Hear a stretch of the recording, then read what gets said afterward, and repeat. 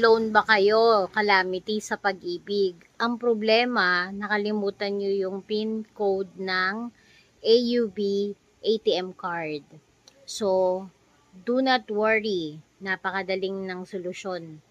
Dalhin nyo lang ang dalawang valid IDs ninyo, then go to the nearest AUB bank, tapos sabihin nyo lang nakalimutan nyo ang PIN code ng ATM card ng AUB Pag-ibig. Tapos, pupunta lang kayo doon sa customer service nila.